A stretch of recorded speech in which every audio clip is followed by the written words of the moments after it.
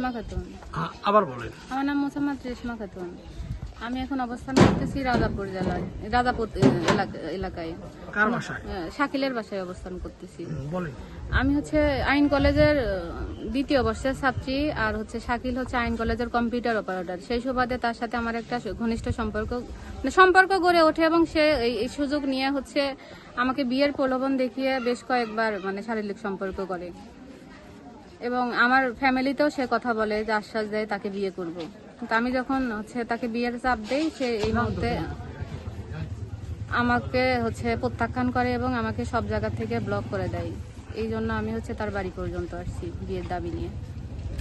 এবং তার বাসায় আসার পরে শাকিল আমাকে হচ্ছে গলায় চাকু ধরছিল মেরে ফেলে দেওয়ার জন্য, এবং শাকিলের মা এবং বোন আমাকে হচ্ছে, এই যে দেখেন আমার গায়ে এখনো দাগ আছে, হয়তো বোরখার নিচে আমি দেখতে পারবো না, টানা হিস্টা করছে আমার এখানে, একটা থাপ্পড় দিছে, দিয়ে তার বাড়ি থেকে হচ্ছে টানা হিস্টা করে আমাকে হচ্ছে বের করে দিছে রাস্তায়, বলছে তুই নিয়ে রাস্তায় যা, এই বাড়িতে কোনো স্থান হবে না। আপনার কতদিনের সম্পর্ক? আমার প্রায় 1 বছরের সম্পর্ক।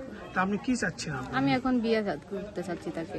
আমাকে যদি সে বিয়ে না করে তাহলে আমি এখানে আত্মহত্যা করবো, এছাড়া আমি এখান থেকে নড়বো না।